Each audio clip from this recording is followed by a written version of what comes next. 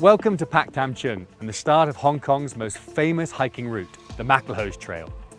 We'll take you along the path that spreads the width of Hong Kong, showing all of its beauty and diversity. We'll pass the white beaches of Tai Lon Sai Wan, the sweeping views of Lion Rock and Mao Shan, Hong Kong's highest mountain, Tai Mo Shan, and finish in Tuen Mun. That's a long way to go, so we better get started. The trail is named after Sir Murray McLehose, Hong Kong's longest serving governor. An avid hiker, he constructed it in the 1970s, but it really became famous in the 1980s through the Oxfam Trail Walker. The non-stop 100k trail race was always won by the Gurkha soldiers. An elite runner might finish in under 18 hours. But these days, just as a marker of how far trail running has come, the winners sometimes take 11 or 12 hours.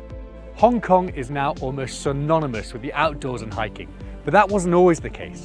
The McLehose Trail was the first major government project to get Hong Kongers outdoors.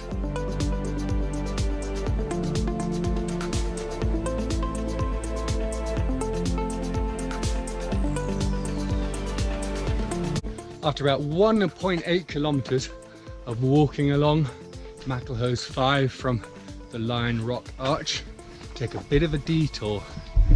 These stairs, if you want to be treated to one of the best views in the city.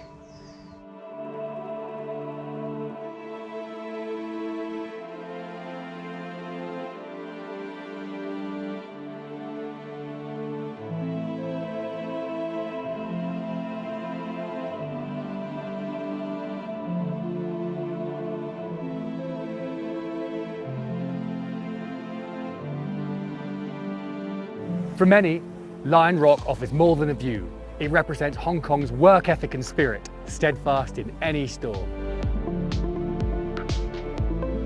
The countdown to climbing's Olympic debut is well and truly underway this month with the first round of Olympic qualifiers. But that doesn't mean it's not without controversy. So the format for climbing in the Olympics is that there's 3 disciplines: bouldering, speed, and lead climbing. Bouldering is very low to the ground and is only a few moves, so without endurance or rope work involved, the moves can be very, very technical.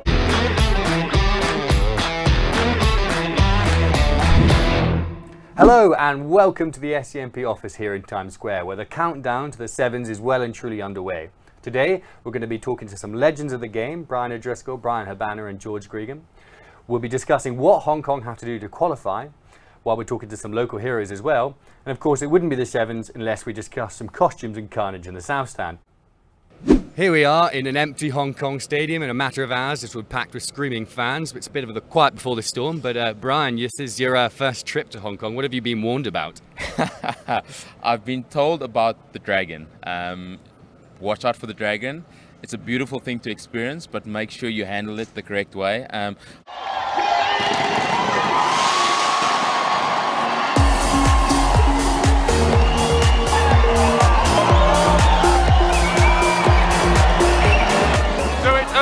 the world is 1 Hong Kong Sevens older and Fiji's cabinet is 1 trophy heavier. That's 5 from 5, that's a real record, and their crowd is going mental and making it like a home game. Can you give us a cheer?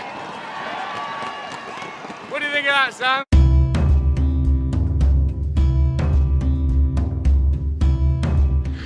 So the time to my first 100-kilometer race, the Hong Kong 100, is ticking closer. And this weekend, instead of training with 1 big long run, I'm doing 2 tough training sections on consecutive days. I've been talking to 2 of the top trail runners once again to try and get an idea about why I'm doing this. So I've already come up the morning trail, going along Lugard Road, then down to Burn Road, and then up over the Twins, the same again tomorrow.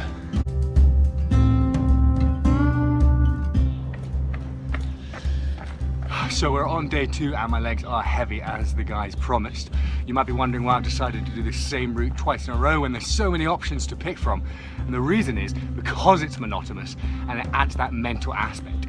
Andre said in fact there were several ways in which you could make this double back also mental training. For example, why not go on a Friday night after work where you're already tired from a week of concentrating at a computer, then you've got to concentrate on running, then back it up with a second run on Saturday afternoon.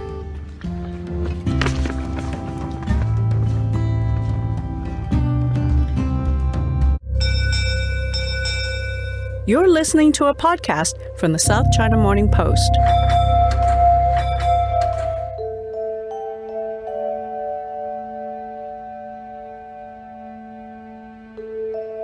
What if I told you that Hong Kong, famous for its urban skyline and dense city population, is home to one of the world's toughest ultramarathons? Welcome to a special edition of the Adventure Trail podcast. I'm Mark Agnew. Why the F I'm doing this, and the usual. That's good that you're so honest. Like a lot of the other people you speak to, they maybe their memory is even worse than yours. They focus on how it was a transcendent experience and they were in touch with nature, but you're really quite honest with yourself about the fact that it's deeply painful. It is. It is super painful, and thinking, and maybe that's your own way to handle pain.